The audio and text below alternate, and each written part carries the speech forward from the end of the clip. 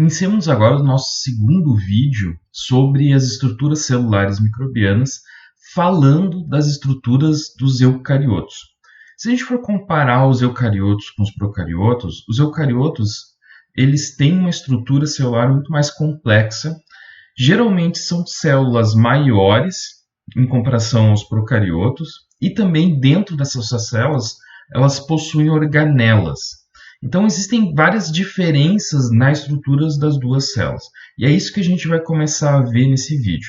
Então vamos começar a estudar sobre as células microbianas dos eucariotos. As células eucarióticas elas se distinguem das células procarióticas em razão das suas estruturas. Então a nossa primeira pergunta pede para listar pelo menos 3 características das células eucarióticas que diferenciam das células procarióticas. E além disso, é perguntado o que são estonas e qual a função dessas estonas. Então, para a gente começar a falar sobre as células eucarióticas, vamos dar uma olhada na estrutura dela.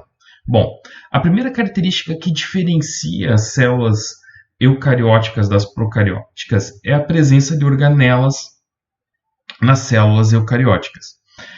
As células eucarióticas elas possuem um núcleo individualizado, o que é diferente das células procarióticas, no qual o DNA ele fica disperso no citoplasma. Nas células eucarióticas também existe uma estrutura chamada retículo endoplasmático, que ele pode ser retículo endoplasmático rugoso ou liso. Existem também organelas chamadas mitocôndrias, cloroplastos, complexo de Golgi e lisossomos. Então, essas são estruturas, organelas que existem dentro da célula, no interior da célula. Além disso, algumas células elas podem apresentar flagelos ou cílios, que ajudam na locomoção dessas células, e também algumas podem apresentar parede celular. Exemplo, as leveduras e algumas algas possuem parede celular. Então, uma das primeiras diferenças entre os micro-organismos procariotos e os eucariotos está na presença de organelas. Esses micro-organismos eles se distinguem muito também com relação à estrutura do núcleo e também do processo de divisão celular.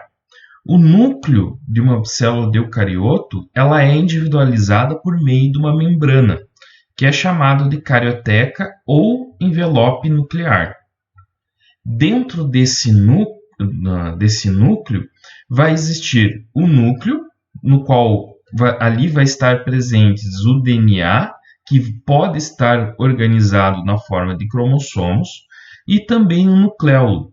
Esse nucleolo é o local onde que o RNA ribossômico vai estar presente. Então, parte do DNA, o DNA vai estar ali dentro e parte do RNA, das moléculas de RNA, também vão estar dentro do núcleo. Além disso, o núcleo, na sua carioteca, no envelope nuclear, ele tem poros. Esses poros é o local no qual vai haver trocas de proteínas que são sintetizadas e também o RNA mensageiro ele vai sair por esses poros. Então, esses poros vai ser o contato do interior do núcleo para o interior da célula. Com relação ao processo de divisão, as células dos eucariotos elas têm 2 processos que ocorrem durante a reprodução das células dos eucariotos. Uma etapa chamada de meiose e uma etapa chamada de mitose. Na meiose, ocorre a conjugação de 2 cromossomos, transformando uma célula haploide em diploide. Já na mitose, ocorre a separação desses cromossomos, transformando células diploides em células haploides. A gente consegue ver essa representação da mitose, que é exclusiva para as células eucariotos, observando uma célula de uma planta. Aqui, vendo a coloração, aqui a gente enxerga a fase inicial no qual ocorreu já a multiplicação dos cromossomos, já tem a divisão dos cromossomos, que é chamada de intérfase. Na segunda etapa, nós temos a metáfase, onde que os cromossomos eles se alinham no centro da célula, para que posteriormente eles migrem num sentido para outro, numa etapa chamada de anáfase. Com os cromossomos separados, inicia a fase de telófase, que ocorre a separação de duas células filhas. Claro que esse é um exemplo no tecido de uma planta, mas esse processo também vai ocorrer em micro-organismos eucariotos, no caso das leveduras. As leveduras elas podem ter de 16 a 32 cromossomos no interior de sua célula. Só que elas têm momentos que elas são haploides, no qual elas têm 16 cromossomos, e momentos na vida dela que elas são diploides, que elas têm 32 cromossomos. Então, esses cromossomos estariam pareados. Então, ela vai ter, num período do ciclo dela, um período haploide, e quando ela vai fazer cruzamento, tanto linhagens diferentes, linhagens sexuais diferentes, elas podem fazer uma fusão celular e fazer uma fazer uma mitose, fundindo os núcleos e transformando a célula que era haploide em diploide. Posteriormente, essas células podem sofrer um processo de meiose, formando ascos, gerando ascósporos que vão formar leveduras que vão iniciar o processo de brotamento também. Então, essa seria uma das diferenças também dos eucariotos para os procariotos. A forma de reprodução sexuada. Ela pode existir essas células podem ter um período haploide e outro período diploide, e existem etapas chamadas de meiose e mitose na reprodução, o que é diferente dos procariotos, que geralmente a reprodução vai ocorrer por fissão binária. A gente vai discutir um pouquinho mais sobre as formas como ocorre a divisão celular nos eucariotos e em procariotos quando a gente falar um pouquinho sobre crescimento celular.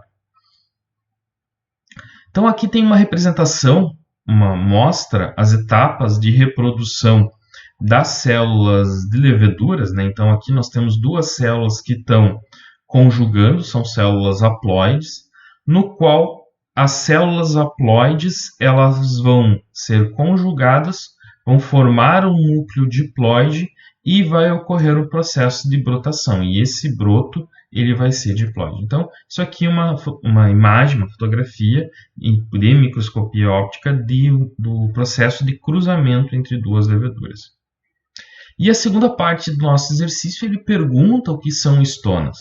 Bom, estonas são proteínas que vão estar no interior do núcleo e ajudam o DNA no processo de enovelamento e formação dos cromossomos. Então, essas estonas elas são estruturas no qual o DNA vai circular essas estruturas de estona, e essas estruturas de estona permitem que ocorra uma torção e um enovelamento da estrutura de DNA, e ela vai formar posteriormente o cromossomo. Então, as principais diferenças que existem entre eucariotos e células procariotas é a presença de organelas nos eucariotos, a organização do núcleo e o processo de reprodução, e a presença de estonas, que não são encontradas nos procariotos. Então, dando continuidade ao nosso estudo das estruturas dos eucariotos, a gente vai começar a falar agora sobre as organelas. A primeira organela que a gente vai estudar é as mitocôndrias e os hidrogenossomos. Então, nosso próximo exercício ele pede para fazer uma comparação entre essas duas estruturas, dizendo como são similares estruturalmente, no que eles são e no que eles diferem, e como eles se diferem metabolicamente. Então, para começar a falar sobre as mitocôndrias, a gente precisa entender que a mitocôndria ela é uma estrutura no qual ela está relacionada ao processo de respiração. Dentro da mitocôndria vai ocorrer o ciclo de Krebs e também vai estar presente as enzimas ATPases, e é ali que vai ocorrer a síntese de ATP. Então, a mitocôndria está intimamente ligada ao processo de respiração celular. Como é que ela é estruturalmente? Ela é formada por uma membrana, né? Então ela é formada por uma estrutura de membranas, no qual ela possui uma membrana externa porosa, e é importante ela possuir esses poros, porque esses poros regulam a entrada e saída de piruvato no interior da mitocôndria. E ela também possui uma estrutura de crista, de uma membrana interna. Então, nós temos uma estrutura de membrana interna, e essa membrana interna possui invaginações. E essas invaginações são chamadas de cristas. E, além disso, ocorre entre uma membrana interna e a outra a formação de um espaço que é chamado de matriz. É nessa local aqui, a matriz, é nesse local que vai ocorrer o ciclo de Krebs. Já os hidrogenossomos, eles são estruturas que estão presentes em células de eucariotos anaeróbicos. São células que não fazem respiração. Nessas células de eucariotos anaeróbicos, essas estruturas dos hidrogenossomos também são formadas por uma membrana. No entanto, e elas têm um tamanho semelhante à mitocôndria. No entanto, elas são diferentes porque no interior dessa estrutura aqui não existe uma membrana interna que vá formar cristas e também um espaço da matriz. Além disso, dentro do hidrogenossomo não vai ocorrer o processo de respiração. Então, ali dentro não vai ocorrer o ciclo de Krebs, nem a formação da ATP por meio das ATPases. No entanto, ali dentro vai ocorrer um processo de fermentação. Por quê? Porque essas células são anaeróbicas e elas vão gerar o seu ATP por meio de um processo de fermentação. Geralmente, esse processo de fermentação está associado à formação de acetato, ou seja, de ácido acético. Outra organela importante no interior das células dos eucariotos são os cloroplastos. Os cloroplastos eles estão relacionados ao processo de fotossíntese daquelas células de eucarioto capazes de realizar a fotossíntese. Então, o cloroplasto ele vai ser uma estrutura no qual ele vai ter uma membrana externa. Então, eu tenho um envelope externo, né, uma membrana externa, uma membrana interna, e no interior desse cloroplasto nós vamos ter umas estruturas chamadas de tilacoides. Então são esses pacotes de tilacoides, também são chamados de granos ou moedas de tilacoides. Esses tilacoides, eles também são estruturas de membrana, no qual eles vão ter um espaço formado, e esse espaço ele é impermeável. Mas a nossa pergunta, ela quer saber quais os processos fisiológicos que ocorrem no cloroplasto. Bom, são dois os principais processos fisiológicos. O primeiro é o ciclo de Calvin, que ele vai ocorrer no interior do cloroplasto, no estroma. Então, aqui vai ocorrer o ciclo de Calvin. E o ciclo de Calvin, ele está relacionado... Opa, eu botei aqui, é um C, não um K. O ciclo de Calvin está relacionado ao processo de formação de açúcares pelo processo de fotossíntese. Então, a glicose que é formada, que no caso aqui vai ser a frutase 6-fosfato, essa frutose ela é gerada no ciclo de Calvin. Tá? Já o ATP do processo de fotossíntese, ele vai ser formado no interior do tilacoide, nesse espaço do tilacoide aqui. E esse ATP, ele é gerado por uma força protomotiva que é induzida pela luz. Então, nesse tilacoide aqui, vai estar presente a clorofila.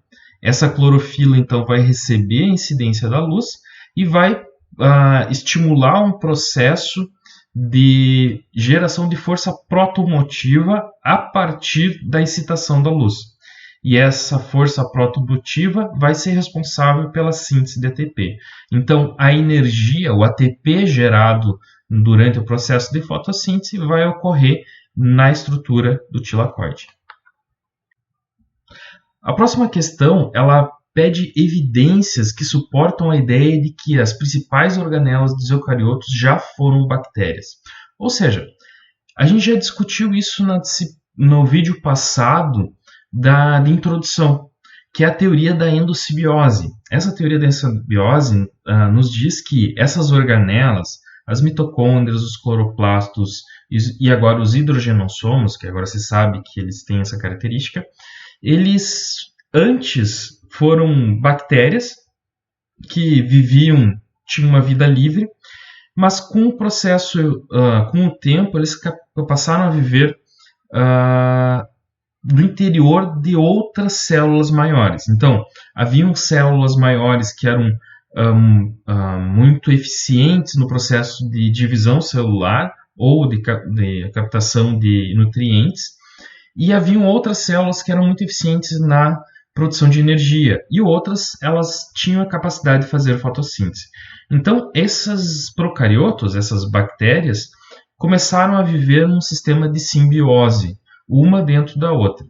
E aí, com o processo evolutivo, essas bactérias que viviam no meio acabaram vivendo no interior dessas células, dessas outras células, gerando as células dos eucariotos. Essa teoria ela tem como base o fato que essas organelas elas possuem uma estrutura de DNA e elas têm a capacidade de duplicar esse DNA. Então, e o DNA dessas células ele possui características diferentes do DNA nuclear.